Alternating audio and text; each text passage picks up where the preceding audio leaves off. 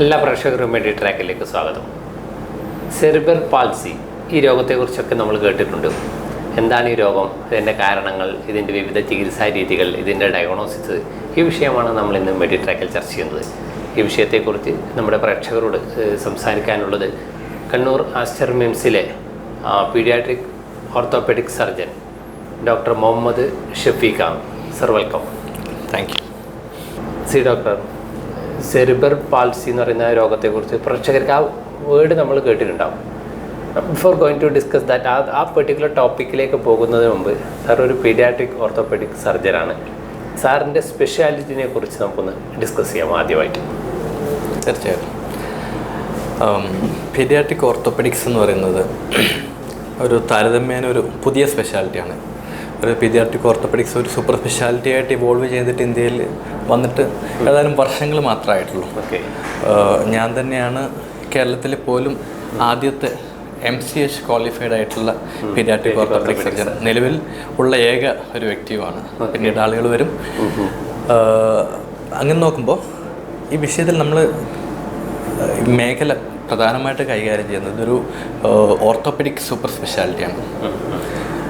അതുകൊണ്ട് തന്നെ 16 വയസ്സ് വരെയുള്ള കുട്ടികളിലെ സന്ധികളിലുണ്ടാകുന്ന പ്രശ്നങ്ങൾ, ബോണിലുണ്ടാകുന്ന പ്രശ്നങ്ങൾ, പേശികളിലുണ്ടാകുന്ന പ്രശ്നങ്ങൾ, അത് ഒരുപക്ഷെ ഒരു ജനിതക വൈകല്യമായിരിക്കും, അല്ലെങ്കിൽ എല്ലുകൾ അസ്ഥികളെയും ബാധിക്കുന്ന ഇൻഫെക്ഷനുകളായിരിക്കും, അണുബാധ, അല്ലെങ്കിൽ ഇതിനെ ബാധിക്കുന്ന ട്യൂമറുകൾ, അല്ലെങ്കിൽ സ്പോർട്സ് ഇഞ്ചുറീസ്, എല്ലുകളിലൊക്കെ ഉണ്ടാകുന്ന ഒടിവുകൾ, ചതവുകൾ, നിരവധിയായിട്ടുള്ള പ്രശ്നങ്ങളാണ് നമ്മൾ കൈകാര്യം ചെയ്യുന്നത്. ഇതിന് പുറമെ ന്യൂറോ മസ്കുലാർ കണ്ടീഷൻസ്, സെറിബ്രൽ പാൽസി പോലുള്ള, സ്പൈനോ മസ്കുലാർ ഡെസ്ട്രോഫി പോലുള്ള അവസ്ഥകൾ കൂടി, അതുകൊണ്ടുണ്ടാകുന്ന വൈകല്യങ്ങളെ കൂടി ഒരു പീഡിയാട്രിക് ഓർത്തോപെഡിക് സർജൻ അഡ്രസ്സ് ചെയ്യുന്നു.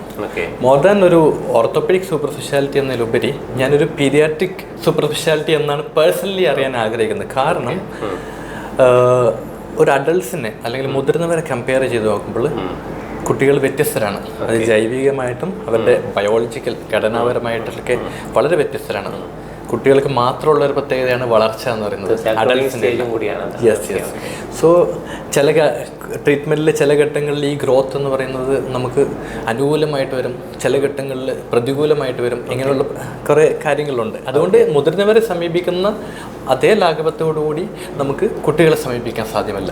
ഓക്കെ, സി ഡോക്ടർ, നമുക്ക് നമ്മുടെ ടോപ്പിക്കിലേക്കൊന്ന് നമുക്ക് വരാം. ഇപ്പം ഞാൻ നേരത്തെ ഇൻ്റർവ്യൂവിൽ പറഞ്ഞല്ലോ സെറിബ്രൽ പാൽസി എന്ന് പറയുന്നത്. അപ്പോൾ നമ്മുടെ പ്രേക്ഷകർക്ക് ആ വേർഡ് ഇന്ന് എല്ലാ രോഗാവസ്ഥയെക്കുറിച്ചും ഏറെക്കുറെ ഒരു ധാരണ ഉണ്ടാവും. നമുക്കിപ്പോൾ സോഷ്യൽ മീഡിയയിലൊക്കെ അല്ലെങ്കിൽ നമുക്കിപ്പോൾ ഗൂഗിളൊക്കെ സെർച്ച് ചെയ്ത് കഴിഞ്ഞാൽ എല്ലാവർക്കും എല്ലാ രോഗത്തിനെക്കുറിച്ചും ചെറിയൊരു ധാരണയൊക്കെ, ഒരു സൂപ്പർഫിഷ്യൽ അറിവൊക്കെ ഉണ്ടാവുന്നത്. ആക്ച്വലി ഈ സെറിബ്രൽ പാൾസി എന്ന് പറയുന്നത് എന്താണ്? അതെന്ത് രോഗാവസ്ഥയാണ്? വളരെ സിമ്പിളായിട്ട് പറയാം, ആളുകൾക്ക് ഈസി ആയിട്ട് മനസ്സിലാകുന്ന രീതിയിൽ. 1862 വില്യം ലിറ്റിൽ എന്ന് പറയുന്ന ഒരു ആളാണ് സെറിബ്രൽ പാൽസി ആദ്യമായിട്ട് ഡിസ്ക്രൈബ് ചെയ്യുന്നത്. നമ്മൾ ആ വാക്ക് തന്നെ നോക്കിയത് സെറിബ്രൽ എന്ന് പറയും ബ്രെയിൻ, പാൽസി എന്ന് പറയുമ്പോൾ വീക്ക്നെസ്. അത്ര അതിലുണ്ട് 2 ഭാഗവും. ഇതിന് 2 ഭാഗങ്ങളായിട്ട് ഞാൻ പറയാതിരിക്കുന്നത്. ബ്രെയിനിന് ഒരു ക്ഷതമേൽക്കുന്നു, ഒരു ഇഞ്ചുറി ഉണ്ടാകുന്നു. അത് ഗർഭാശയത്തിലിരിക്കുന്ന അന്ന് മുതൽക്ക് ബ്രെയിൻ ഡെവലപ്മെൻ്റ് എത്തുന്നത് പൂർണ്ണമായ വളർച്ചയിലെത്തുന്ന 2-2.5 വയസ്സ് വരെയുള്ള സമയത്തിനിടയിൽ എപ്പോഴെങ്കിലും സംഭവിക്കുന്ന ഒരു ഇഞ്ചുറി, അതാണ് ഫസ്റ്റ് ഘട്ടം എന്ന് പറയുന്നത്. രണ്ടാമത്തെന്ന് പറയുന്നത് ഈ പാൽസി എന്ന് പറയുമ്പം തത്ഫലമായിട്ട് കുട്ടികളുടെ പേശികളിലും ജോയിൻസിലും ബോണിലും ഉണ്ടാകുന്ന ചേഞ്ചസ് കാരണം ഉണ്ടാകുന്ന മൂവ്മെൻറ്റ് ആൻഡ് പോസ്റ്ററൽ ഡിസോർഡേഴ്സ് എന്ന് പറഞ്ഞാൽ അവരുടെ ചലനത്തെ, അവരുടെ ആക്ടിവിറ്റികളെ ബാധിക്കുന്ന 2ാമത്തെ ഘട്ടം. അപ്പോൾ ഈ 2 ഭാഗമായിട്ടാണ് നമ്മളിതിനെ ഡിഫൈൻ ചെയ്യുന്നത്. ഇതിൽ 1ാമത്തെ ഘട്ടം ബ്രെയിനിനെ ബാധിക്കുന്ന പറയുന്നത് ഓൾറെഡി സംഭവിച്ചു കഴിഞ്ഞു. നമ്മൾ പലപ്പോഴും കാണുന്നത് അതിൻ്റെ റിസൾട്ട്, സെക്കൻഡറി എഫക്റ്റ്, അതിൻ്റെ തത്ഫലമായിട്ടുള്ള ഭാഗങ്ങളെയാണ് നമ്മൾ അഡ്രസ് ചെയ്യുന്നത്. ഓക്കെ സാർ, ഇപ്പം എല്ലാ രോഗത്തിനും അതിൻ്റേതായ ചില റീസൺസ്, ചില കോസസ്, കാരണങ്ങളൊക്കെ ഉണ്ടാവും. ഇപ്പം തീർച്ചയായിട്ടും ഇതിൻ്റെ കാരണങ്ങൾ എന്തൊക്കെയായിരിക്കും? ഞാൻ നേരത്തെ പറഞ്ഞല്ലോ, ബ്രെയിനിനുണ്ടാകുന്ന ഏതൊരു ക്ഷതം, ഏതൊരു ഇൻസൾട്ട് എന്ന വാക്കാണ് ഉപയോഗിക്കുക, എനി ഇൻസൾട്ട്. അപ്പോൾ അത് ഗർഭാശയത്തിലിരിക്കുന്ന സമയത്ത്, ആൾ പ്രഗ്നൻ്റ് ആയിരിക്കുന്ന സമയത്ത് ഒരു മദറിനുണ്ടാവുന്ന ഏതെങ്കിലും തരത്തിൽ ഇൻഫെക്ഷൻ കാരണം ഉണ്ടാവും. ഇനി നമ്മൾ പ്രസവത്തിൻ്റെ സമയത്ത് എന്തെങ്കിലുമുള്ള ബർത്ത് റിലേറ്റഡ് കോംപ്ലിക്കേഷൻസ് കാരണം തലച്ചോറിലേക്കുള്ള രക്തത്തിൻ്റെ ഓട്ടം കുറയുന്നത്, അല്ലെങ്കിൽ ഓക്സിജൻ്റെ ഫ്ലോ കുറയുമ്പോൾ ഹൈപ്പോക്സിക് ഇഞ്ചുറി, ബർത്ത് ആസ്ഫെക്സിയ എന്നൊക്കെ പറയും, അത്തരത്തിലുള്ള ഒരു അവസ്ഥകൾ. ഇനി അഥവാ ബർത്തിന് ശേഷമാണെങ്കിൽ 2 വയസ്സ് വരെ ബ്രെയിൻ ഡെവലപ്പ് ചെയ്യുന്ന കാലഘട്ടങ്ങളിൽ ഏതെങ്കിലും തരത്തിൽ അതൊരു ഹെഡ് ഇഞ്ചുറി ആവാം, ഈവൻ ചൈൽഡ് അബ്യൂസ് പോലും സെർബൽ പാൽസിക്ക് കാരണമാണ്. അങ്ങനെ അനവധി കാരണങ്ങളുണ്ട്. എങ്കിലും സെർബൽ പാൽസിയുള്ള 50% കുട്ടികളിൽ ലോ ബർത്ത് വെയിറ്റ് ഉണ്ടാവും, എന്ന് വെച്ചാൽ വെയിറ്റ് വളരെ കുറവുള്ള കുട്ടികൾ, അല്ലെങ്കിൽ പ്രീ ടൈം ഡെലിവറി, വളരെ നേരത്തെ ഡെലിവറി, ഇതൊക്കെ നമ്മൾ അതിൻ്റെ കൂടെ കൂട്ടിച്ചേർത്ത് വായിക്കേണ്ടതാണ്. ഓക്കെ സി ഡോക്ടർ, ഇത് എത്രത്തോളം കോമൺ ആയിട്ട് കാണുന്നത്? ഞാൻ അഡ്രസ്സ് ചെയ്യുന്ന പല വിഷയങ്ങളും അപൂർവം എന്ന് തോന്നുമെങ്കിലും ഞാൻ സെർബൽ പാൽസിയെ അത്ര അൺകോമൺ അല്ല, എന്ന് വെച്ചാൽ അത്ര അപൂർവമല്ല എന്നാണ് വിളിക്കാൻ ഉദ്ദേശിക്കുന്നത്. കാരണം ഞാനൊരു കണക്ക് നിരത്തി പറയാം. നമ്മൾ കണക്കുകൾ പ്രകാരം 2.4 to 2.7%, ഏകദേശം 2ന് മുകളിൽ, 1000-ൽ 2ന് മുകളിൽ കുട്ടികൾക്ക് സെർബൽ പാൽസി കാണുന്നു. അങ്ങനെ വെച്ച് നോക്കുമ്പോൾ നമ്മളൊന്ന് ആലോചിച്ച് നോക്കും, ഒരു പഞ്ചായത്തിൽ, കേരളത്തിൽ ആവറേജ് ഒരു പഞ്ചായത്തിൽ 30,000 പോപ്പുലേഷൻ ഉണ്ട്. അപ്പോൾ അവിടെ എത്ര കുട്ടികൾക്ക് സെർബൽ പാൽസി ഉണ്ടാവാൻ സാധ്യതയുണ്ട്? ഏകദേശം 60 കുട്ടികൾക്കുണ്ടാവും. കേരളത്തിൽ 3.5 കോടി പോപ്പുലേഷനുണ്ട്. അപ്പോൾ ഏകദേശം എത്ര വരും? 1000-ൽ 2 കണക്ക് വെച്ച് നോക്കി കഴിഞ്ഞാൽ 7000-ഓളം കുട്ടികൾ സെർബൽ പാൽസി കൊണ്ട് ജീവിക്കുന്ന ആളുകളാണ്, സെർബൽ പാൽസി ഉള്ള ആളുകളാണ്. ഇവരൊക്കെ എവിടെ ട്രീറ്റ്മെൻറ്റ് എടുക്കുന്നു, whether they are getting proper systematic treatment, I'm not aware of that. ഇവരെയാണ് അവർ ട്രീറ്റ്മെൻറ്റ് ചെയ്യുന്നത്. പല ആളുകളും പല റീഹാബിലിറ്റേഷൻ സെൻ്ററുകളിലും പല കേന്ദ്രങ്ങളിലും അവരുടെ വിലപ്പെട്ട സമയം ഹോമിച്ച് കഴിച്ച് ജീവിക്കുന്നവരാണെന്നാണ് എൻ്റെ ഒരു മനസ്സിലാക്കൽ. ഇപ്പം ഏതൊരു പാരൻസ്, ഇപ്പം താരിപ്പോൾ ഈ പറയുമ്പോൾ എനിക്കതിൻ്റെ കുറച്ചും കൂടി നമ്മളതിൻ്റെ ഒരു കോംപ്ലിക്കേഷൻ ലെവലിലേക്ക് പോവുകയാണെങ്കിൽ കുട്ടികളിങ്ങനെ ഓടിച്ചാടി നടക്കുന്ന ഒരു കാലഘട്ടം, അത് എല്ലാ പാരൻസും ആഗ്രഹിക്കുന്ന ഒരു കാര്യം, ഗിഫ്റ്റഡ് ആയിട്ട് കിട്ടുന്ന ഒരു സംഭവമാണ്. ആക്ച്വലി സി ഡോക്ടർ, നമ്മളിതിപ്പം ഇത് ഐഡൻറ്റിഫൈ ചെയ്യാൻ അല്ലെങ്കിൽ ഈ ഡയഗ്നോസിസ് ഇത് കണ്ടുപിടിക്കുക എന്നത്, ഡോക്ടർ പറഞ്ഞു ബ്രെയിനിന് ഉണ്ടാകുന്ന ഒരു ഇഞ്ചുറിയാണ് ചിലപ്പോൾ ഇത് ലീഡ് ചെയ്യുന്നത്. അതിനിപ്പം ഈ പറയുന്ന പോലെ പ്രീമച്വർ ബർത്തിലായാലും ശരി, ഇനി ആഫ്റ്റർ ബർത്തിൽ ചില സമയത്ത് വരുന്ന ഹെഡ് ഇഞ്ചുറി, ഇതൊക്കെ ഇതിൽ വരുന്ന കാര്യങ്ങളായിരിക്കും. ഇപ്പോൾ ഡോക്ടർ പറഞ്ഞ പോലെ നമ്മളിപ്പോൾ കേരളത്തിലെ പോപ്പുലേഷൻ എടുത്തിട്ട് ഇത്രയും കുട്ടികളിൽ ഈ സെർബൽ പാൽസി രോഗം കണ്ടെത്തി കഴിഞ്ഞാൽ പോലും, പക്ഷേ അതിൻ്റെ ട്രീറ്റ്മെൻറ്റ് എന്നത് അതെങ്ങനെ ഡയഗ്നോസ് ചെയ്യാൻ വൈകുന്നത് ഒരു റീസൺ ആവുന്നുണ്ടോ ഇതിന്? ഡയഗ്നോസ് ചെയ്യാൻ വൈകുന്നുണ്ടോ എന്ന് ചോദിച്ചു കഴിഞ്ഞാൽ പലപ്പോഴും ഇത് തിരിച്ചറിയുന്നത് ആദ്യത്തെ കോണ്ടാക്ട് എന്ന് പറയുന്ന ഒരു പീഡിയാട്രീഷ്യൻ അല്ലെങ്കിൽ പീഡിയാട്രിക് ന്യൂറോളജിസ്റ്റ്, എത്തരത്തിലുള്ള ആളുകളാണ്, അത്ര സ്പെഷ്യലൈസേഷൻ ഉള്ള ആളുകളാണ്. അവരിലേക്കാണ് ആദ്യം കുട്ടികൾ എത്തുന്നത്. എങ്ങനെയാണ് ഡയഗ്നോസ് ചെയ്യുന്നത് വെച്ചാൽ, ഈ കുട്ടികൾക്ക് സാധാരണയായിട്ടൊരു ഡെവലപ്മെൻറ്റൽ ഡിലേ കാണും. ഡെവലപ്മെൻറ്റൽ ഡിലേ എന്ന് പറയുമ്പോൾ കുട്ടികൾ കഴുത്തുറക്കാൻ വൈകുക. നമ്മളൊരു 3 മാസമൊക്കെ ആകുമ്പോൾ കഴുത്തുറക്കണം, ഇരിപ്പ് ഉറക്കാൻ വൈകുക. ഇരിക്കണം എന്ന് പറഞ്ഞാൽ ഒരു 6 മാസം ആകുമ്പോഴൊക്കെ അറൗണ്ട് കുട്ടി ഇരിക്കണം എന്ന് പ്രതീക്ഷിക്കുന്നു. കുട്ടി മുട്ടിലിഴയുക, ക്രോൾ ചെയ്യുന്നത് ഒരു 9 മാസം ആകുമ്പോൾ. ഇതൊക്കെ അല്ലെങ്കിൽ സംസാരിക്കാൻ വൈകുക, നിൽക്കാൻ വൈകുക, നടക്കാൻ വൈകുക, ഇതൊക്കെയാണ് ഡെവലപ്മെൻറ്റ് ഡിലേ എന്ന് പറയുന്നത്. ഇതാണ് ആദ്യം നമുക്ക് സെർബൽ പാൽസിയിലേക്കുള്ള ഒരു ക്ലൂ എന്ന് പറയുന്നത്. എന്നിരുന്നാലും ഡെവലപ്മെൻറ്റൽ ഡിലേ ഉണ്ടാക്കുന്ന മറ്റനേകം അസുഖങ്ങളുണ്ട്. പാരൻസിന് ഒരു കൺഫ്യൂസ്ഡ് സ്റ്റേജിലേക്ക്, കാരണം ഇപ്പോൾ ഒരു ഡോക്ടർ തിരിച്ചറിയുന്നത് പോലെ പാരൻസ് ഇപ്പോൾ കൺവെൻഷനലായിട്ട് ഒരു ബിലീഫ് ഉണ്ടല്ലോ, ഒരു കുട്ടി നടക്കുക, ജിപ്പ് ഉറക്കുക എന്നൊക്കെ പറയുന്നത്. അങ്ങനെ ഒരു പാരൻസിന് ഒരു കൺഫ്യൂസ്ഡ് സ്റ്റേജിലേക്ക് എത്താനൊരു സാധ്യതയുണ്ടോ ഇത് ഐഡൻറ്റിഫൈ ചെയ്യുന്ന സമയത്ത്? ഉണ്ട്. എന്ന് വെച്ച് കഴിഞ്ഞാൽ പലപ്പോഴും പാരൻസ് ഡോക്ടറെ എടുത്തെത്തുന്നത് ഈ ഡെവലപ്മെൻറ്റ് ഡിലേ അവർ നോട്ടീസ്, അത് ആദ്യം നോട്ടീസ് ചെയ്യുന്ന പാരൻസ് ആയിരിക്കും. എങ്കിൽ പോലും അങ്ങനെ ഒരു ഡെവലപ്മെൻറ്റ് ഡിലേ വെച്ചുകൊണ്ട് ഇവർ സെർബൽ പാൽസി ഉള്ളവരാണ് എന്നൊരു നിഗമനത്തിലേക്ക് എത്താൻ പറ്റില്ല. ഞാൻ നേരത്തെ പറഞ്ഞ പോലെ മറ്റനേകം കാരണങ്ങൾ കൊണ്ടും ഡെവലപ്മെൻറ്റ് ഡിലേ ഉണ്ടാകും. അതല്ലാതെ സെർബൽ പാൽസി മിമിക്കിംഗ് ഡിസോർഡേഴ്സ് ഉണ്ട്. സെർബൽ പാൽസി പോലെ ഇരിക്കുന്ന ഒരു എക്സാമ്പിൾ ഹെറിഡിറ്ററി സ്പാസ്റ്റിക് പാരാപാലിസിസ്, ജനിതകമായിട്ടുള്ള അസുഖം. അതിന് ഈ പറയുന്ന നേരത്തെ ബർത്ത് ഇഞ്ചുറി പോലുള്ള പ്രശ്നങ്ങൾ ഉണ്ടാകണ്ട. ഇപ്പോൾ ഈ ഡോക്ടറുടെ അടുത്ത് ഈ പേഷ്യൻറ്റ് വന്നു കഴിഞ്ഞാൽ ഡോക്ടർ കേവലം ഈ ഒരു ഡെവലപ്മെൻറ്റ് ഡിലേ വെച്ചുകൊണ്ട് മാത്രമല്ല, പ്രോപ്പറായിട്ടൊരു ഹിസ്റ്ററി എടുക്കുന്നു.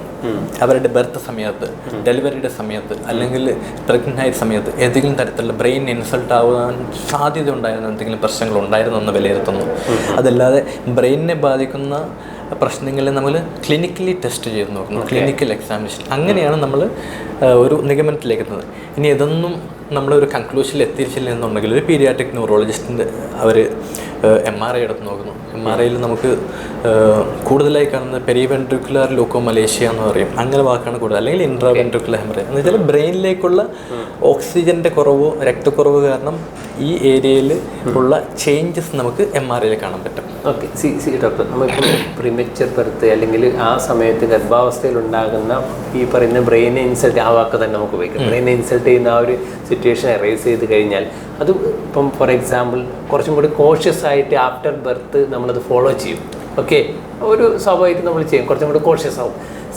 ബർത്ത് ഇപ്പോൾ ഈ പറഞ്ഞ പോലെ ഒരു ഏജ് കഴിഞ്ഞ് കഴിഞ്ഞാൽ അല്ലെങ്കിൽ കുറച്ച് ഗ്രോയിങ് സ്റ്റേജ് കഴിഞ്ഞാൽ ഈ രോഗത്തിലേക്ക് ലീഡ് ചെയ്യുന്ന ചില റീസൺസ് ഉണ്ടെങ്കിൽ സാധാരണ ഒരു കോമൺ ആയിട്ടുള്ള ഒരു പാരൻസിന് അതെങ്ങനെ തിരിച്ചറിയാൻ പറ്റും? അല്ല, ഇതിലൊരു മനസ്സിലാക്കേണ്ട ഒരു കാര്യം എന്ന് പറയുന്നത്, ബ്രെയിനിൽ ഒരു ക്ഷതം സംഭവിക്കുമ്പോൾ അതങ്ങനെ സംഭവിച്ചതാണ്.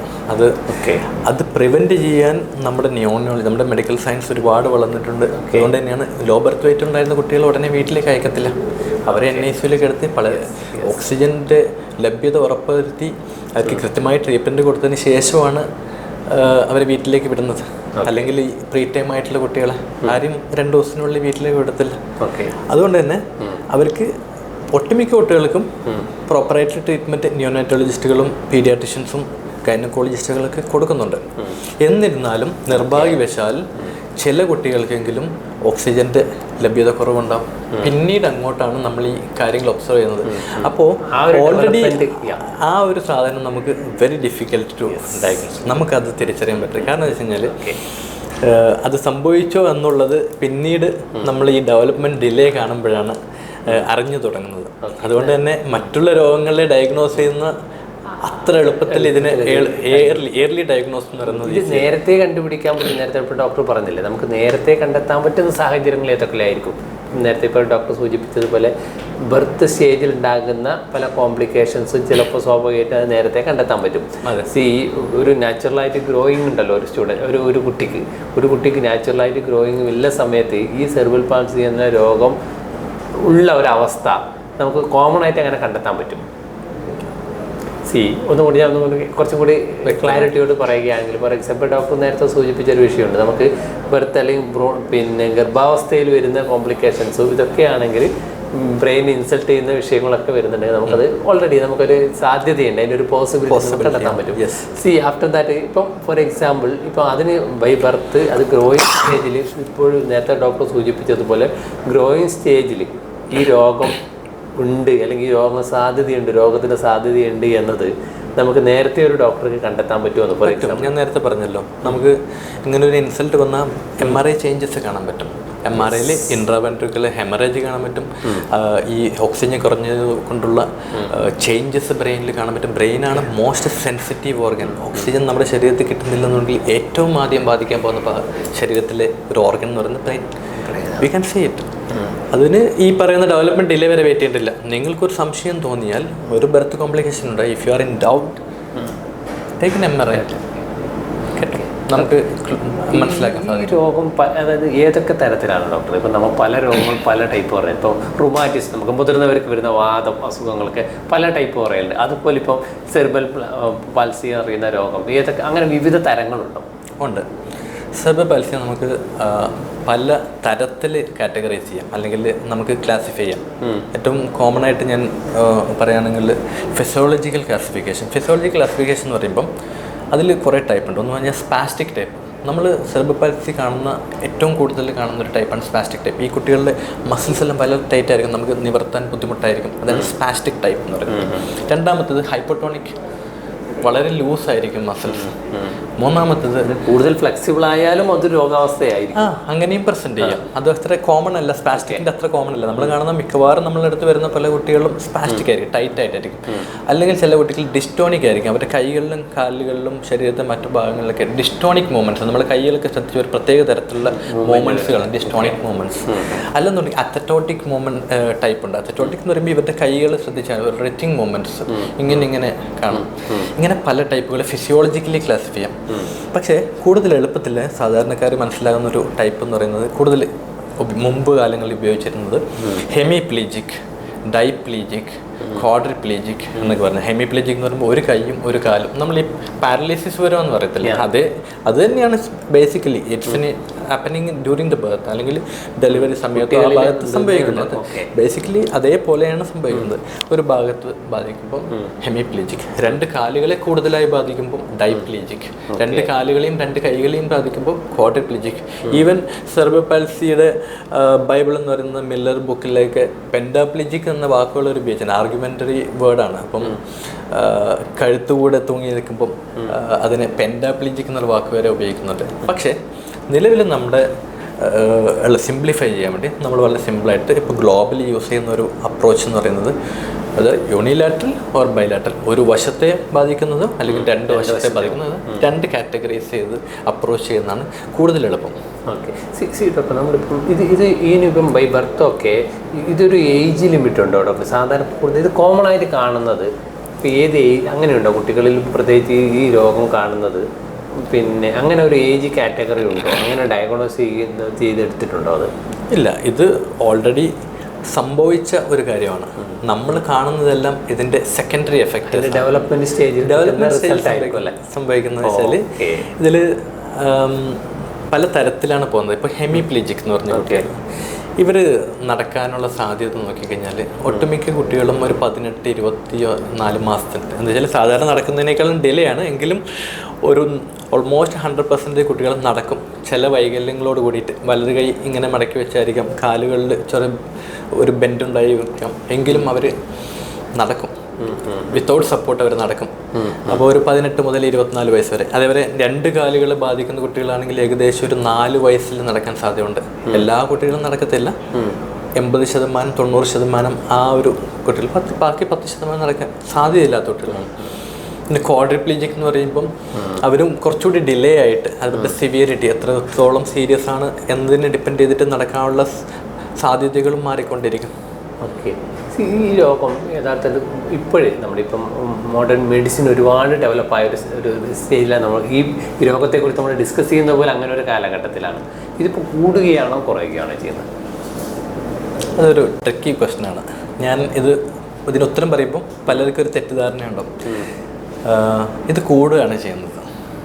നമ്മൾ ഒരു എക്സ്പെക്റ്റേഷൻ വരുമ്പോൾ മോഡേൺ സയൻസ് അല്ലെങ്കിൽ മോഡേൺ മെഡിക്കൽ സയൻസ് ഒന്ന് ഇൻ്റർഫിയർ ചെയ്യുക. അത് നമ്മൾ പലതും കൂടുകയാണ് എന്ന് പറയുന്നത് നമ്മളുടെ ഡയഗ്നോസിസ് കൂടുന്നത് കൊണ്ടാണോ, അതല്ലാതെ ഐഡൻറ്റിഫൈ ചെയ്യുന്നതിൻ്റെ റേറ്റ് ഓഫ് അത് നമ്മൾ കണ്ടെത്തുന്നുണ്ട്? ഇപ്പോൾ ഫോർ എക്സാമ്പിൾ നമ്മളിപ്പം കൊറോണ ഉള്ള സമയത്ത് ചില സ്റ്റേറ്റ് കൂടുതൽ കണ്ടെത്തുന്നതെന്ന് പറയുമ്പോൾ അവിടെ കൂടുതൽ ടെസ്റ്റിന് വിധേയമാകുന്നതുകൊണ്ട് എന്ന് പറയലുണ്ട്. നമ്മൾ ശാസ്ത്രം അങ്ങനെയാണ് അതിനെ നിർവചിക്കുന്നത്.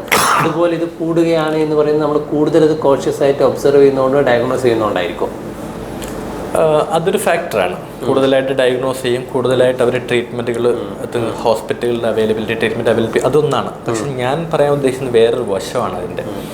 കൂടുക എന്ന് പറയാൻ കാരണം കഴിഞ്ഞ ഒരു 10-20 വർഷമായിട്ട് neonatology, gynaecology and obstetrics, paediatrics super specialisations, ഇതിലൊക്കെ ഭയങ്കരമായ മാറ്റങ്ങൾ. നമ്മൾ എവിധേനയും ഒരു കാലത്ത് സർവൈവ് ചെയ്യാതിരുന്ന കുട്ടികളെ ഇന്ന് സർവൈവ് ചെയ്തെടുക്കരുത്. അവർ സർവൈവ് ചെയ്യുവാണ്. പണ്ട് ഒരു പ്രീ ടൈം കുട്ടി ഉണ്ടായിരുന്നാൽ, അല്ലെങ്കിൽ ഒരു ലോ ബർത്ത് വെയിറ്റ് കുട്ടി ഉണ്ടായിരുന്നാൽ, ബർത്ത് കോംപ്ലിക്കേഷൻ ഉണ്ടായിരുന്നാൽ കുട്ടികൾ മരിച്ചു പോകാറുന്ന പതിവ്. ഇന്ന് അവരിൽ പലരും 5 മാസത്തിൽ ജനിക്കുന്ന, 6 മാസത്തിൽ 7 മാസത്തിൽ ജനിക്കുന്ന കുട്ടികളെ നമ്മൾ സേവ് ചെയ്തെടുക്കുകയാണ്. സോ എന്താ സംഭവിക്കുന്നത് വെച്ച് കഴിഞ്ഞാൽ, ഇങ്ങനെയുള്ള കുട്ടികളെ നമ്മൾ വളരെ പ്രതികൂലമായ അവസ്ഥയിൽ സേവ് ചെയ്തെടുക്കുമ്പോൾ അവരുടെ body not ready to survive, actually accept the truth. അപ്പം അവരുടെ ലങ്സ്, ശ്വാസം എടുക്കാൻ മെച്ചുവറായിട്ടുണ്ടാകത്തില്ല. അവരുടെ ബ്രെയിനിലേക്കുള്ള ഓക്സിജൻ്റെ ലഭ്യത കുറയാനുള്ള സാധ്യതകൾ നിർഭാഗ്യവശാൽ ചില കുട്ടികൾ എത്രത്തോളം നമ്മൾ ചെയ്തു കഴിഞ്ഞാലും ചില കുട്ടികൾ ത്രൂ ഔട്ട് അവരുടെ ഹെൽത്തിനെ ഏതെങ്കിലും തരത്തിൽ ബാധിക്കും. പിന്നീട് അല്ല, ഇങ്ങനെയുള്ള കോംപ്ലിക്കേഷനുള്ള കുട്ടികളെ ബാധിക്കും എന്നുള്ളതാണ്. അല്ലാത്ത കുട്ടികൾ നല്ല രീതിയിൽ ജീവിക്കുന്നുണ്ട്. വളരെ നിർഭാഗ്യവശാൽ ചില കുട്ടികൾ സർവൈവ് ചെയ്യുമ്പോൾ ഓക്സിജൻ ലഭ്യക്കുറവുണ്ടായും സെർബൽ പാൽസി പേഷ്യൻസ് ഉണ്ടാവുകയും ചെയ്യുന്നു. പക്ഷേ അതുകൊണ്ട് മാത്രം നമ്മളെപ്പോലെ തന്നെ ഈ ഭൂമിയിൽ ജീവിക്കാൻ എല്ലാ അവകാശമുള്ള കുട്ടികളാണ്. അവരെ സംബന്ധിച്ചോളം, നമ്മളെ സംബന്ധിച്ചോളം ആസ് എ ഹെൽത്ത് വർക്കർ അല്ലെങ്കിൽ നമ്മുടെ സൊസൈറ്റിയെ സംബന്ധിച്ചോളം അവർക്ക് പിന്നീട് അങ്ങോട്ട് നല്ല ക്വാളിറ്റി ലൈഫ് പ്രൊവൈഡ് ചെയ്യുക എന്നുള്ളതാണ് നമ്മുടെ ഉത്തരവാദിത്വം. ഓക്കെ. ഇതിപ്പോൾ നമ്മൾ ഇത് ക്യൂറബിൾ ആവണോ ഡോക്ടർ? നമ്മൾ ഈ ശരിക്കും ഇതിപ്പോൾ നമ്മൾ ഇതിൻ്റെ ഡയഗ്നോസിസ് പറഞ്ഞു നമ്മൾ ട്രീറ്റ്മെൻറ്റിലേക്ക് പോകണം അത്ര, എന്നാലും നമ്മൾ കേൾക്കുമ്പോൾ കാരണം ഡോക്ടർ ചില ഏരിയ ഇത് നമ്മൾ ഡിസ്കസ് ചെയ്യുന്ന സമയത്ത് അതിൻ്റെ കോംപ്ലിക്കേറ്റഡ് ആയിട്ടുള്ള ചില വിഷയങ്ങൾ പറഞ്ഞിട്ടുണ്ട്. ആക്ച്വലി നമ്മൾ ക്യൂറബിൾ ആണോ? ക്യൂറബിൾ ആണോ എന്ന് വെച്ച് കഴിഞ്ഞാൽ ഞാൻ പറയും no, it's not curable disease, it's a treatable disease. ഈ ക്യൂറബിളും ട്രീറ്റബിളും രണ്ടാണ്. ക്യൂറബിൾ എന്ന് പറഞ്ഞാൽ പൂർണ്ണമായി ചികിത്സിച്ച് ഭേദമാക്കുക എന്നൊരർത്ഥത്തിൽ. നമ്മൾ പറയുന്ന സെർബൽ പാൾസി എന്നുള്ള കാര്യം ഓൾറെഡി സംഭവിച്ചതാണ്. Okay, you are not going to treat that. അതിന് തിരിച്ചു പോയി ട്രീറ്റ്മെൻറ്റ് ചെയ്യാനല്ല പോകുന്നത്. ബ്രെയിനിൽ സംഭവിച്ചൊരു ക്ഷതം, ബ്രെയിനിൻ്റെ വളർച്ച 2 വയസ്സ് കഴിയുമ്പം അവിടെ അവസാനിച്ചു. നമുക്കത് ട്രീറ്റ്മെൻറ്റ് ചെയ്ത് ഭേദപ്പെടുത്താൻ പ്രാക്ടിക്കലി പോസിബിൾ അല്ല. ചില തിയറീസൊക്കെ വരുന്നുണ്ട്, ന്യൂറോ പ്ലാസ്റ്റിസിറ്റി എന്നൊക്കെ പറയുന്നത്, അതൊക്കെ തിയറി ആയിട്ട് കിടക്കുന്നു. എങ്കിൽ പോലും നമ്മൾ ട്രീറ്റ്മെൻറ്റാണ് ചെയ്യുന്നത്. ട്രീറ്റ്മെൻറ്റ് എന്തിനാണ് ചെയ്യുന്നത്? ഇത് കാരണം ആ കുട്ടിയുടെ ജീവിതത്തിൽ ഉണ്ടാകുന്ന വൈകല്യങ്ങൾ, ബുദ്ധിമുട്ടുകൾ, ആക്ടിവിറ്റി ലിമിറ്റേഷൻസ്, ജീവിതത്തിൻ്റെ ക്വാളിറ്റിയിലുണ്ടാകുന്ന പ്രശ്നങ്ങൾ, ഇതിനെയാണ് നമ്മൾ അഡ്രസ്സ് ചെയ്യുന്നത്. നമ്മളുടെ ട്രീറ്റ്മെൻറ്റിൻ്റെ ഏറ്റവും വലിയ ലക്ഷ്യം എന്ന് പറയുന്നത് തന്നെ അവർക്ക് ക്വാളിറ്റിയുള്ളൊരു ജീവിതം പ്രൊവൈഡ് ചെയ്യുക എന്നുള്ളതാണ്. ഓക്കെ, പക്ഷേ നമ്മളിപ്പം ഇത് ക്യൂറബിൾ ആണോ എന്ന് ഞാൻ ചോദിക്കുന്ന സമയത്ത് അടുത്ത കൊച്ചു സ്വാഭാവികമായിട്ട് റൈസ് എന്താണ് ഇതിന് ട്രീറ്റ്മെൻറ്റിലേക്കാണ് നമ്മൾ പോകുന്നത്. അങ്ങനെയാണ് ഇതിന് ട്രീറ്റ്മെൻറ്റ് ഏതൊക്കെയാണ്? ട്രീറ്റ്മെൻറ്റ് സാധാരണയായിട്ട് നമ്മൾ ആരും സെർബൽ പാൽസിയെ ട്രഡീഷണലായിട്ട് ഡിസ്കസ് ചെയ്തുകൊണ്ടിരിക്കുന്ന ആളുകളോട് ചോദിച്ചു കഴിഞ്ഞാൽ സാധാരണ പറയുന്നത് ഇതിനൊരു മൾട്ടി ഡിസിപ്ലിനറി അപ്രോച്ച് എന്ന് പറഞ്ഞാൽ കുറേ ഒരു ടീം വർക്കാണ്. ടീം വർക്ക് എന്ന് പറയുമ്പോൾ ഒരു പീഡിയാട്രിക് ഓർത്തോപെഡിക് സർജൻ, ഒരു പീഡിയാട്രിക് ന്യൂറോളജിസ്റ്റ്, ഡെവലപ്മെൻറ്റൽ പീഡിയാട്രീഷ്യൻ, ഒരു physical medicine and rehabilitation specialist, ഇങ്ങനെ അടങ്ങുന്ന വലിയൊരു ടീമാണ് ഇത് അഡ്രസ്സ് ചെയ്യേണ്ടതെന്ന് പറയും. ശരിയാണ്, ഞാൻ ആ ഒരു കോൺസെപ്റ്റിന് ശരിവെക്കുകയും ചെയ്യുന്നു. എങ്കിലും എന്നോട് പേഴ്സണലായിട്ട് ചോദിച്ചു കഴിഞ്ഞാൽ ഞാൻ പറയും it should be individually tailored treatment, goal oriented, individually tailored എന്ന് വെച്ച് കഴിഞ്ഞാൽ വ്യക്തിയാധിഷ്ഠിതമായിട്ടുള്ളൊരു ട്രീറ്റ്മെൻറ്റ്. ഓരോ കുട്ടിക്കും ട്രീറ്റ്മെൻറ്റുകൾ വ്യത്യസ്തമായിരിക്കും, ഓരോ ഏജിലും ട്രീറ്റ്മെൻറ്റുകൾ വ്യത്യസ്തമായിരിക്കും. ഏത് ടൈപ്പ് ഓഫ് സെർബൽ പാൽസി എന്നതിനെ ഡിപ്പെൻഡ് ചെയ്ത് ട്രീറ്റ്മെൻറ്റ് വ്യത്യസ്തമായിരിക്കും. ഏത് തരത്തിലെ ഡീഫോമിറ്റിയാണ് കുട്ടി അനുഭവിക്കുന്നതിനനുസരിച്ച് ട്രീറ്റ്മെൻറ്റ് വ്യത്യാസമായിരിക്കും. അപ്പം ഒരു കുട്ടിക്ക് കൊടുക്കുന്ന ട്രീറ്റ്മെൻറ്റ് അതേ ഡിറ്റോ ആയിട്ട് നമുക്ക് മറ്റൊരു ഫോളോ ചെയ്യാൻ പറ്റില്ല. ഓരോ വ്യക്തിയും ഡിഫറെൻ്റ് ആണ്. സോ ഓരോ സെർബൽ പാൽസി പേഷ്യൻറ്റും ഡിഫറെൻ്റ് ആണ്. അവർക്ക് കൊടുക്കുന്ന ട്രീറ്റ്മെൻറ്റുകളും വ്യത്യസ്തമായിരിക്കും. അതുകൊണ്ട് individually tailored and goal oriented treatment എന്നുള്ള വാക്കാണ് എക്സാക്ട്ലി ആപ്റ്റ് ആയിട്ടുള്ളൊരു വാക്ക്. ഓക്കെ, ഇപ്പം നമ്മളിപ്പം ബ്രെയിൻ റിലേറ്റഡ് ആയിട്ട് ഈവൻ നമുക്കിപ്പം ഒരു ചൈൽഡ് റിലേറ്റഡ് ഡിസീസോ ആയിട്ട് ബന്ധപ്പെട്ട് നമ്മൾ ഡിസ്കസ് ചെയ്യുന്നതാണെങ്കിലും ബ്രെയിൻ റിലേറ്റഡ് ആയിട്ട് ഇപ്പം മുതിർന്നവർക്ക് പോലും പല രോഗങ്ങൾ ഉണ്ടായിക്കഴിഞ്ഞാൽ, ഫോർ എക്സാമ്പിൾ സ്ട്രോക്കൊക്കെ വന്നു കഴിഞ്ഞാൽ നമ്മൾ ഫിസിയോതെറാപ്പി, ഇതൊക്കെ നമ്മൾ കൊടുക്കുന്ന ട്രീറ്റ്മെൻറ്റിന് വിവിധ മെത്തേഡുകളുണ്ടല്ലോ. അപ്പോൾ ഇതിൽ മെഡിസിൻ അല്ലെങ്കിൽ ഫിസിയോതെറാപ്പി ഇതിൻ്റെയൊക്കെ റോൾ എന്തായിരിക്കും? അതെ, അപ്പോൾ സെർബൽ പാൽസി നമ്മൾ അഡ്രസ്സ് ചെയ്യുമ്പോൾ what is cerebral പാൽസി? It's A ബ്രെയിനിൽ മസിലിനോട് മുകളിലുള്ള കൺട്രോൾ കുറയുന്നു, മസിൽ വീക്ക് ആകുന്നു. It's A weakness, it's A പാൽസി or paralysis. അപ്പോൾ ഈ വീക്ക്നെസ് കൊണ്ട് ചിലപ്പോൾ മസിൽസ് ഭയങ്കര ടൈറ്റ് ആയിരിക്കും, കൂടുതലായി ടൈറ്റായിട്ടാണ് കാണുന്നത്. അപ്പോൾ നമ്മൾ ആ ടൈറ്റ്നെസ് കുറയ്ക്കാൻ വേണ്ടി റെഗുലറായിട്ടുള്ള ഫിസിക്കൽ തെറാപ്പി, ഓക്യുപ്പേഷണൽ തെറാപ്പി അനിവാര്യമായിട്ടുള്ള ഘടകമാണ്. ഒരു ട്രീറ്റ്മെൻറ്റ് അനിവാര്യമായിട്ടുള്ള ഘടകമാണ്. റെഗുലറായിട്ട് അവർക്ക് ഫിസിക്കൽ തെറാപ്പി നമുക്ക് പ്രേക്ഷകർ ഒന്നും കൂടി ക്ലാരിറ്റി കൊടുക്കുക. ഇപ്പോൾ ഡോക്ടർ ഡ്യൂറിങ് ദ ഡിസ്കഷൻ പറഞ്ഞു പിന്നെ തെറാപ്പി, ഓക്യുപ്പേഷണൽ തെറാപ്പി. ഇപ്പോൾ നമ്മൾ ഫിസിയോതെറാപ്പി എന്നുള്ള വേർഡ് കോമൺ ആണ്. അതിൽ ഓക്യുപ്പേഷണൽ തെറാപ്പി അതെങ്ങനെയാണ് അത് ഒന്ന് എക്സ്പ്രസ് ചെയ്യുന്നത്? അല്ല, നമ്മൾ ഫിസിയോതെറാപ്പി ജോമനായിട്ട് പറയുമ്പോഴും ഇത് രണ്ടും കമ്പൈൻ ചെയ്തിട്ടാണ് പോകുന്നത്. മിക്കവാറും ഫിസിയോതെറാപ്പി സെൻറ്ററുകളിലോ അല്ലെങ്കിൽ നമ്മുടെ അണ്ടറിലുള്ള ഫിസിയോതെറാപ്പിസ്റ്റ് എന്ന് പറയുമ്പോൾ അതിൽ ഒരു ഓക്യുപ്പേഷൻ തെറാപ്പിസ്റ്റും ഫിസിക്കൽ തെറാപ്പിസ്റ്റും സ്പീച്ച് തെറാപ്പിസ്റ്റും ഇങ്ങനെ എല്ലാം കാണും. ജനറലൈസ്ഡ് അതൊരു ടീം വർക്കാണ്. ദേ ആർ ഗുഡിങ്, അവർ നല്ലൊരു വർക്ക് ആ ഭാഗത്ത് ചെയ്യുന്നുണ്ട്. അവർക്ക് കൃത്യമായ റോളുണ്ട്. അവർ കുട്ടിയെ സംസാരിപ്പിച്ചെടുക്കുക എന്നുള്ളത് വളരെ ഇമ്പോർട്ടൻ്റ് ആയിട്ടുള്ള ഘടകമാണ്. അതുകൊണ്ട് തന്നെ അതൊരു പാർട്ട്. എല്ലാവർക്കും സ്പീച്ച് തെറാപ്പി കിട്ടണം, physical therapy, occupational therapy, what ever therapy they are providing, അവരുടെ ടീം വർക്ക്, അതിൽ നമ്മൾ ഇൻവോൾവ് ചെയ്യേണ്ട കാര്യമില്ല. രണ്ടാമത്തെ കാര്യം, ഈ മസിൽസ് ടൈറ്റ് ആയിരിക്കും. ഇതിനെ ടൈറ്റ്നസ് കുറയ്ക്കണം, എന്നാലേ കുട്ടിക്ക് കുറച്ചുകൂടി വൃത്തിക്ക് കുറച്ചുകൂടി വ്യക്തമായിട്ട് നല്ല രീതിയിൽ നടക്കാൻ പറ്റുള്ളൂ. അതിന് മെഡിക്കൽ ട്രീറ്റ്മെൻറ്റുകൾ ചെയ്യണം. മെഡിക്കൽ ട്രീറ്റ്മെൻറ്റ് എന്ന് പറയുമ്പോൾ ചിലപ്പോൾ ബാക്ലോഫിൻ, ടൈസാൻഡിൻ പോലുള്ള മസിൽ റിലാക്സിന് കൊടുക്കും. അതല്ലെങ്കിൽ ഇതിൻ്റെ പമ്പ് വെക്കുന്നവരുണ്ട്. അതല്ലെങ്കിൽ ബോട്ടോക്സ് ഇഞ്ചക്ഷൻസ് പോലത്തെ ഇഞ്ചക്ഷൻസ് ഉപയോഗിക്കുന്നവരുണ്ട്.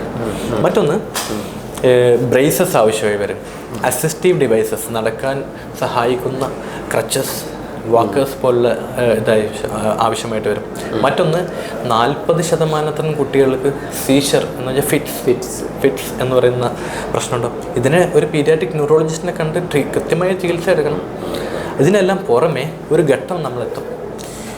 ഇതിനെല്ലാം പുറമെ നമ്മുടെ കുട്ടികളുടെ വൈകല്യങ്ങളെ മറികടക്കാൻ മറ്റെന്തെങ്കിലും ഓപ്ഷൻ, ദാറ്റ്സ് എ സർജറി.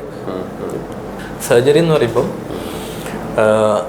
കാലിലും കൈകളിലൊക്കെ ഉണ്ടാകുന്ന വൈകല്യങ്ങൾ, ഫിക്സഡ് ഡീഫോമിറ്റീസ് നമ്മൾ കറക്റ്റ് ചെയ്യാൻ വേണ്ടി ഞാനിതിനെ വിളിക്കുന്നത്, അല്ലെങ്കിൽ ഇതിന് കാണുന്നത് ഇതിൻ്റെ ബയോമെക്കാനിക്കൽ ആസ്പെക്റ്റിലൂടെ, ഇതൊരു ലിവർ ആം ഡിസ്ഫങ്ഷനാണ്.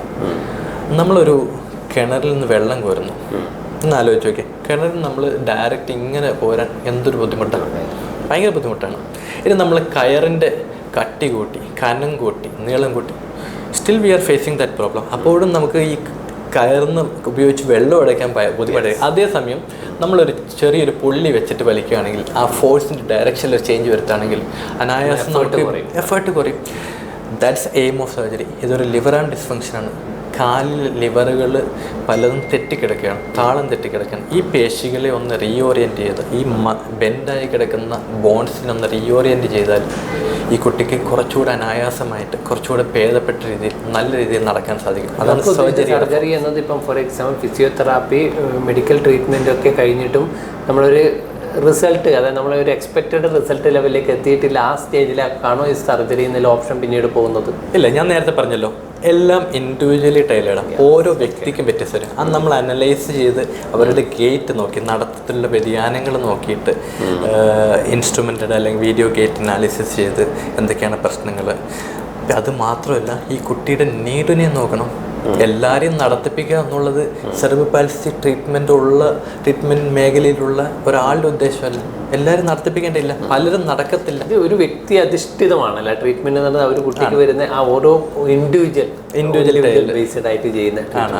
ഓക്കെ, അപ്പോൾ ഇപ്പോൾ ഡോക്ടർ പറഞ്ഞില്ല, ഇപ്പോൾ ഈ സർജറി ലെവലിലേക്ക് പോകുന്ന സമയത്ത് നമുക്ക് സാധാരണഗതിയിൽ ഇപ്പോൾ ഒരു 5-10 വയസ്സുള്ള ഒരു കുട്ടിക്ക് 3 years ഒക്കെ നമ്മൾ ഫിസിയോതെറാപ്പി കൊടുത്തു, കുറേ മെഡിസിൻ കൊടുത്തു. പക്ഷെ എന്നാലും ഈ പറയുന്ന പോലെ ആ ഒരു ഫ്ലെക്സിബിലിറ്റി കിട്ടുന്നില്ല ജോയിൻറ്റിനൊക്കെ ആണെങ്കിൽ, പിന്നെ ആ ഒരു ഓപ്ഷൻ ഇപ്പോൾ പാരൻസിനൊക്കെ, നമ്മൾ ഈ പ്രോഗ്രാം കാണുന്ന പാരൻസൊക്കെ കേൾക്കുന്നുണ്ടാവും ഒക്കെ ഇതൊക്കെ. അപ്പം അവർക്കുണ്ടാകുന്ന ഓപ്ഷൻ, ഒരു ബെസ്റ്റ് ഓപ്ഷൻ എന്ന് പറയുന്നത് എന്തായിരിക്കും പിന്നീട്?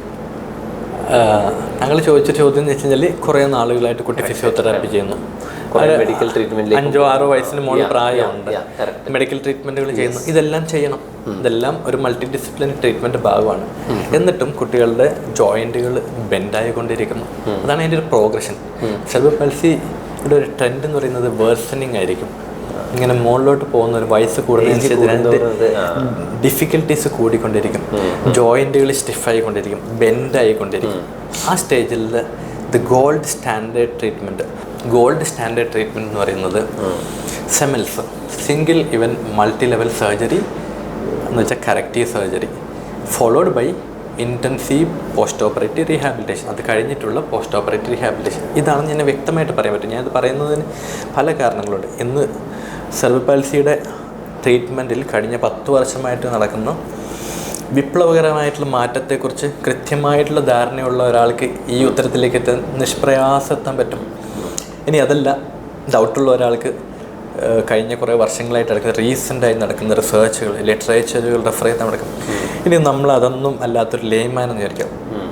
വലിയ ലിറ്ററേച്ചറൊക്കെ നമുക്ക് സെർച്ച് ചെയ്യാൻ പ്രയാസമുള്ള ഒരാളെന്നുണ്ടെങ്കിൽ ഈ പറഞ്ഞൊരു സിനാരിയോ തന്നെ നമ്മൾ ഇപ്പോൾ ആധുനികമായിട്ടുള്ള സൗകര്യങ്ങളുള്ള കാലഘട്ടമാണല്ലോ. AI ചാറ്റ് ബോട്ട്സൊക്കെ ഉള്ള കാലം, ചാറ്റ് GPT-ലോ അല്ലെങ്കിൽ ഡീപ് സീക്കിലേക്ക് ഈ സിനാരിയോ എഴുതുക, എന്നിട്ട് ഇൻപുട്ട് കൊടുക്കുക. എന്താണ് റീസെൻ്റായിട്ടുള്ള ലിറ്ററേച്ചറുകൾ, പഠനങ്ങളുടെ അടിസ്ഥാനത്തിൽ ഈ ഒരു കണ്ടീഷന് ഗോൾഡ് സ്റ്റാൻഡേർഡ് ട്രീറ്റ്മെൻറ്റ് എന്താണെന്ന് വെച്ചാൽ, I'm sure about it. അവർ പറയും single level multi level surgery, പിന്നെ പോസ്റ്റ് ഓപ്പറേറ്റീവ് ഇൻറ്റൻസീവ് റീഹാബിലിറ്റേഷൻ. ഇതിൻ്റെ കൂടെ മറ്റുള്ള ട്രീറ്റ്മെൻറ്റ്, മെഡിക്കൽ ട്രീറ്റ്മെൻറ്റൊക്കെ നടക്കണം. ഇതാണ് ആ സ്റ്റേജിൽ നമ്മൾ കൊടുക്കേണ്ട ഏറ്റവും ബെസ്റ്റ് ട്രീറ്റ്മെൻറ്റ്. അവരെ നടത്തിക്കുന്നത് കൂടുതൽ ബെറ്ററായി നടത്തിക്കാനാണ് നമ്മുടെ ലക്ഷ്യം എന്നുണ്ടെന്നതിൽ നമ്മളതൊരു പെർസെൻറ്റേജിലേക്ക് ഒന്നും പോകണ്ടല്ലോ ഡോക്ടർ. ഇപ്പം നിലവിലെല്ലാ സിറ്റുവേഷൻ കുറച്ചും കൂടി ഇമ്പ്രൂവ് ആയിട്ട് ഒരു ബെറ്റർ ആയിട്ടുള്ള പൊസിഷനിൽ അല്ലെങ്കിൽ അങ്ങനെ ഒരു സ്റ്റേജിലേക്ക് എത്തിക്കുക എന്നത് നമുക്ക് ഇത്ര പെർസെൻറ്റേജ്. ഇപ്പം ഫോർ എക്സാമ്പിൾ നേരത്തെ something is better than nothing എന്ന് പറഞ്ഞാൽ തീരെ നടക്കാൻ പറ്റാത്തൊരു സ്റ്റേജിലൊരു കുട്ടിയെ ഡോക്ടർ പറഞ്ഞ ഈ ആധുനിക സംവിധാനം ഉപയോഗിച്ചുകൊണ്ടുള്ള സർജറിയിലൊക്കെ പോയി കഴിഞ്ഞാൽ പിന്നീട് ഒരു ബെറ്റർ ആയിട്ടുള്ള ഒരു മൂവ്മെൻറ്റിലേക്ക് എത്തുകയാണെങ്കിൽ ആക്ച്വലി ദേ ആർ ഹാപ്പി. കാരണം ആ ഒരു ട്രീറ്റ്മെൻറ്റ് ഓപ്ഷൻസ് ഇന്ന് നമുക്ക് ആധുനിക മെഡിസിൻ നമുക്ക് ലഭിക്കുന്നുണ്ട്. പക്ഷേ ഇത് എത്രത്തോളം കുട്ടികൾ, ഫോർ എക്സാമ്പിൾ ഡോക്ടർ ഞാൻ ഒന്നും കൂടി ഊന്നി ചോദിക്കുകയാണ്, ഇപ്പം നമ്മൾ ഈ പറയുന്ന പ്രൊസീജിയറിലൊക്കെ വന്നിട്ട് ഏറ്റവും ആധുനികമായ സർജറി എത്ര പെർസെൻറ്റേജ് കുട്ടികൾക്ക് ഇതൊക്കെ ഓവർകം ചെയ്യാൻ പറ്റും? ഫോർ എക്സാമ്പിൾ നമ്മൾ ഈ പറഞ്ഞ പോലെ കോമൺ ആയിട്ട് സാധാരണ എല്ലാവരും ചെയ്യുന്ന ഒരു ഹെൽത്ത് സ്റ്റേജിലേക്ക് വരാൻ പറ്റും? That's also depends upon individual എന്ന ആ ഒരു ആൻസർ ആണോ അതിലുള്ളത്? അല്ല, ഞാൻ അത് കൃത്യമായിട്ട് പറയും. സെർബ്രൽ പാൽസി ഉള്ള ഒരു കുട്ടിയെ എവിധേനയും നടത്തിക്കുക എന്നുള്ളത് ഒരു ഡോക്ടറുടെയോ ഈ മേഖലയിലുള്ള മറ്റു വിദഗ്ധരുടെയോ അല്ലെങ്കിൽ രക്ഷിതാക്കളുടെയോ ലക്ഷ്യമാവരുത്. കാരണം എന്ന് വെച്ച് കഴിഞ്ഞാൽ നല്ലൊരു ശതമാനം നല്ല രീതിയിൽ നടക്കാൻ സാധ്യതയുണ്ടെങ്കിലും നടക്കാൻ സാധ്യതയില്ലാത്ത ഒരു കൂട്ടം കുട്ടികളും ഉണ്ട്. ഇവരെ നമുക്ക് നേരത്തെ തിരിച്ചറിയാൻ പറ്റും എന്നുള്ളതാണ്. അപ്പം നമ്മൾ ട്രീറ്റ്മെൻറ്റ് ഗോൾ ഓറിയൻറ്റഡ് ഞാൻ വീണ്ടും പറഞ്ഞാൽ കാരണം നമുക്കതിന് അവന് ആംബുലേറ്ററി പൊട്ടൻഷ്യലുള്ള കുട്ടിയാണോ എന്ന് നേരത്തെ തിരിച്ചറിഞ്ഞിട്ട് വേണം അവൻ്റെ ഗോളുകൾ ഡിസൈഡ് ചെയ്യാൻ. ഞാനൊരു ഉദാഹരണം പറയാം. 12 മുതൽ 15 വയസ്സ് വരെ ഉള്ള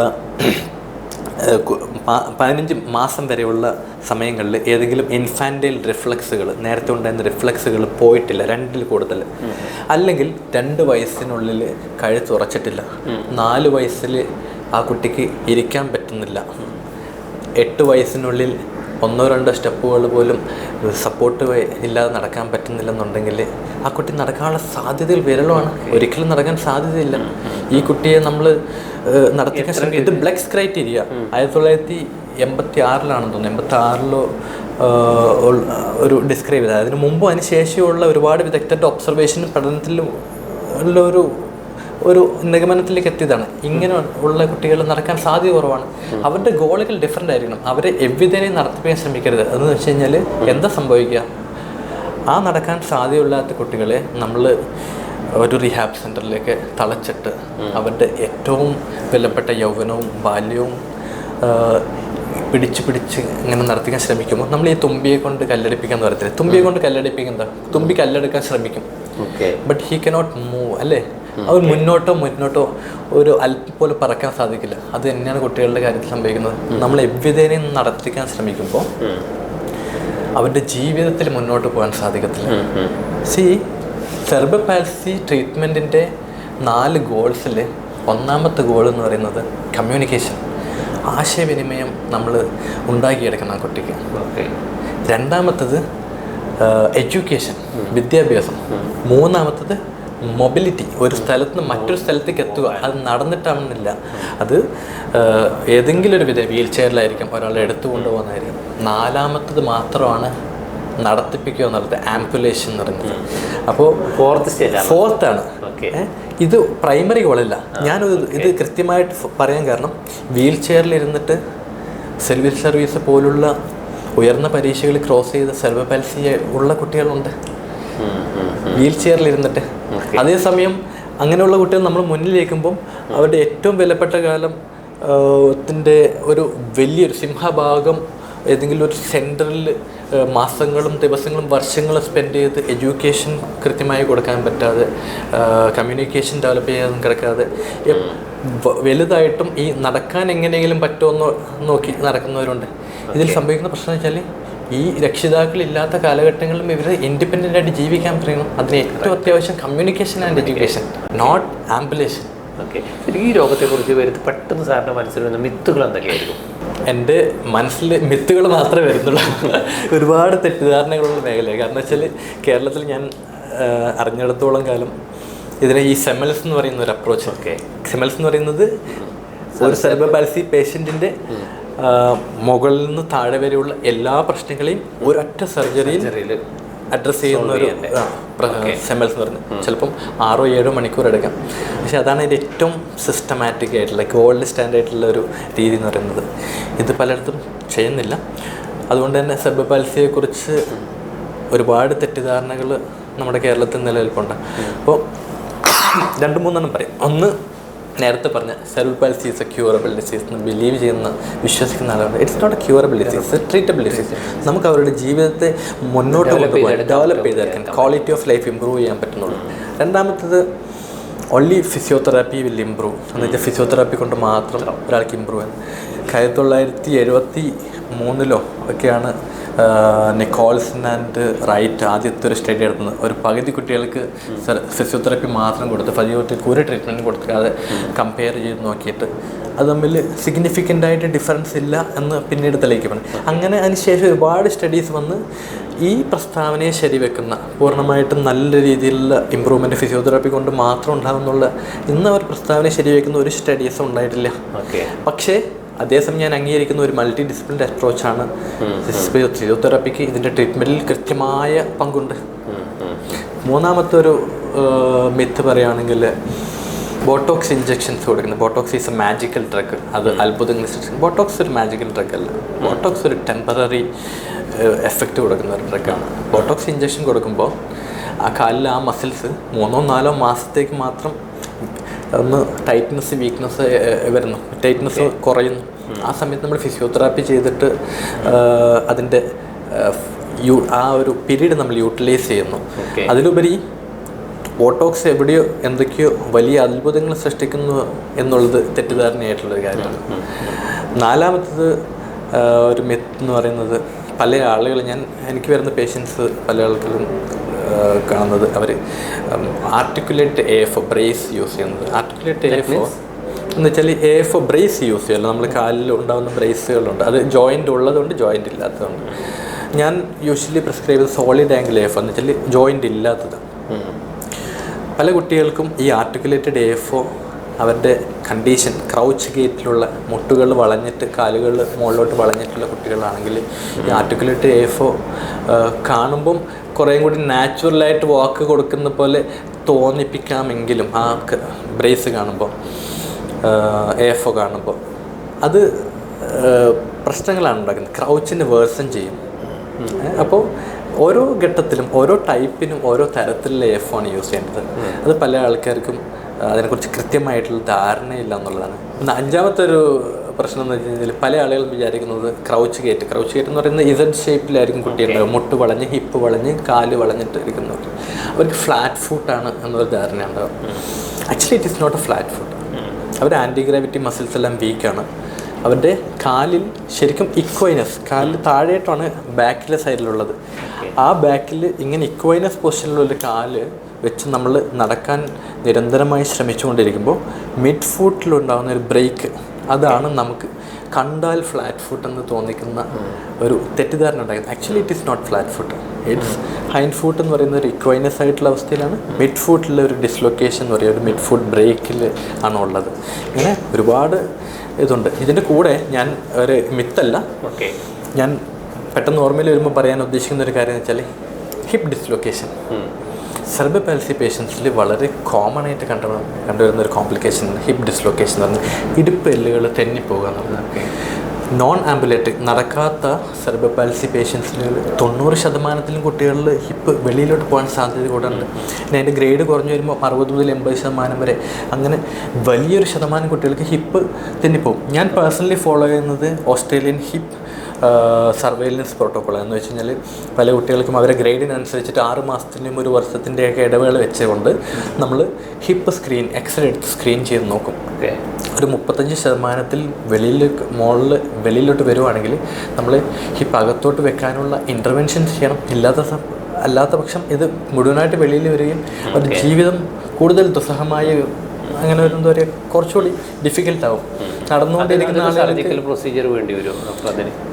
സർജിക്കൽ അല്ലാതെ സോഫ്റ്റ് ചെയ്യുന്ന അത് നമ്മൾ കുറച്ചുകൂടെ അകത്തോട്ട് വെക്കുന്ന ഒരു പ്രൊസീജിയർ ചെയ്യണം. ഹിപ്പ് ഇങ്ങനെ കുറച്ചുകൂടി വെളിയിലോട്ട് വരുമ്പോൾ അത് കുറച്ചുകൂടെ അകത്തോട്ട് വെക്കുന്ന ഒരു പ്രൊസീജിയർ.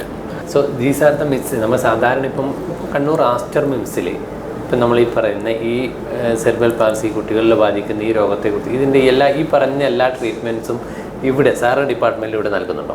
ഉണ്ട്. നമ്മളിവിടെ പീഡിയാട്രിക് ഓർത്തോപെഡിക്സ് എന്ന് പറയുന്നത് ഒരു സെപ്പറേറ്റ് സ്പെഷ്യാലിറ്റി ആയിട്ടാണ് പോകുന്നത്. അതിൻ്റെ ഒരു സബ് സ്പെഷ്യാലിറ്റി അല്ലെങ്കിൽ ഒരു സെപ്പറേറ്റ് ക്ലിനിക്കാണ് സെർബൽ പാൽസി. അപ്പം സെർബൽ പാൽസി കുട്ടികൾക്ക് പ്രത്യേകമായിട്ടുള്ള ശ്രദ്ധയും അതിനുവേണ്ടിയുള്ള സിസ്റ്റമാറ്റിക് ആയിട്ടുള്ള ട്രീറ്റ്മെൻറ്റുകൾ നമ്മൾ പ്രൊവൈഡ് ചെയ്യുന്നുണ്ട്. നമുക്കൊരു നല്ലൊരു ഫിസിയോതെറാപ്പി ടീമുണ്ട്, നല്ലൊരു പീഡിയാട്രിക് ന്യൂറോളജിസ്റ്റുണ്ട്. നമ്മുടെ പീഡിയാട്രിക് ഡിപ്പാർട്ട്മെൻറ്റ് എന്നെ സപ്പോർട്ട് ചെയ്ത് നിൽക്കുന്ന പീഡിയാട്രിക് ഡിപ്പാർട്ട്മെൻറ്റ് വളരെ സ്ട്രോങ് ആയിട്ടുള്ള പീഡിയാട്രിക് ഡിപ്പാർട്ട്മെൻ്റ് ഉണ്ട്.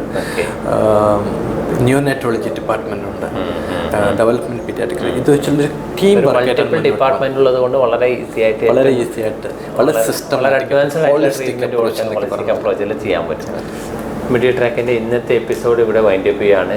പ്രിയ പ്രേക്ഷകർക്ക് ഇപ്പോൾ നമ്മൾ വളരെ ഡീറ്റെയിൽ ആയിട്ടാണ് സെർബൽ പാൾസി എന്ന ആ രോഗാവസ്ഥയെക്കുറിച്ച്, അതിൻ്റെ കാരണങ്ങളെക്കുറിച്ച്, അതിൻ്റെ ഡയഗ്നോസിനെ കുറിച്ച്, അതിന് വളരെ നൂതനമായ ട്രീറ്റ്മെൻറ്റിനെ കുറിച്ച് ഒക്കെയാണ് ഈ എപ്പിസോഡ് നമ്മൾ ഡിസ്കസ് ചെയ്തത്. ഈ വിഷയത്തെക്കുറിച്ച് കാസർഗോഡ് ഡിവിഷൻ്റെ പ്രേക്ഷകരോട് സംസാരിച്ച കണ്ണൂർ ആസ്റ്റർ മിംസിലെ പീഡിയാട്രിക് ഓർത്തോപെഡിസ്റ്റ് ഡോക്ടർ മുഹമ്മദ് ഷഫീഖാണ്. സർ, നന്ദി, നമസ്കാരം. നന്ദി.